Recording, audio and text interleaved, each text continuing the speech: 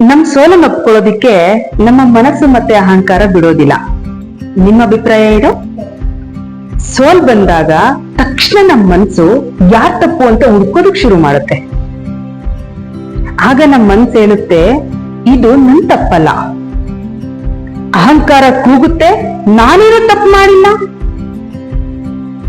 ಆದ್ರೆ ಸತ್ಯ ಏನಂದ್ರೆ, ಸೋಲು ನಮ್ಮ ಬೆಳವಣಿಗೆಗೆ ಬಂದ ದಾರಿ ಅಲ್ವಾ. ಅದು ಧಕ್ಕೆ ಅಲ್ಲ, ಒಂದು ಸಹಾಯ. ಅದು ಶಿಕ್ಷೆ ಅಲ್ಲ, ಪರಿಶುದ್ಧವಾದ ಪಾಠ. ಆದ್ರೆ ಹಿಂದಿನ ಯುಗದಲ್ಲಿ ಬಿದ್ದೆನೆಂದರೆ ಬಿದ್ದೆ, ಎದ್ದು ನಡೆಯುವುದ ಕಲಿಯೋ, ಬಿದ್ದವನೇ ಗೆದ್ದವನು, ನಟನೆಗೈದವನಲ್ಲ. ಹೌದು, ಆತನಿಂದ ವ್ಯವಸ್ಥೆ ಹುಟ್ಟುತ್ತೆ, ಆತ ಮತ್ತೆ ಬೆಳೀತಾನೆ. ಅವನ ಜಯ ಅಂತರಾಳದಿಂದ ಬರುತ್ತೆ, ವ್ಯವಸ್ಥೆ ಹೊಗಳಿಕೆಯಿಂದ ಅಲ್ಲ. ಸೋಲು ಎಂದರೆ ತಪ್ಪಲ್ಲ, ಅದು ನಿನ್ನೊಳಗಿನ ಅಂತರಂಗದ ಬೆಳಕು, ಬೆಳಕು ತೋರಿಸುವ ಪಾಠ. ಇದು ನಿನ್ನ ಆಲೋಚನೆಗೆ ಸಂಪೂರ್ಣ ಅರಿವು ಕೊಡುವ ಒಂದು ಪ್ರಕ್ರಿಯೆ. ಇಲ್ಲಿ ನಿನ್ನ ಈಗೋ ಕರಗಿ ನಿನ್ನ ಮೌಲ್ಯ ಆರಂಭವಾಗುತ್ತೆ.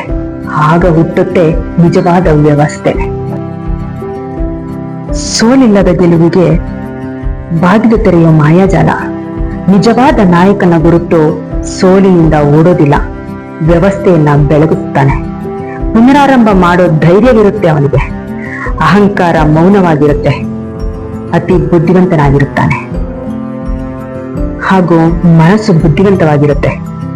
ವ್ಯವಸ್ಥೆ ಇಲ್ಲದೆ ಗೆದ್ದರೆ ಅದು ತಾತ್ಕಾಲಿಕ, ವ್ಯವಸ್ಥೆ ಹಂಚಿಕೊಂಡು ಗೆದ್ದರೆ ಅದು ನಿಜವಾದ ನಾಯಕತ್ವ.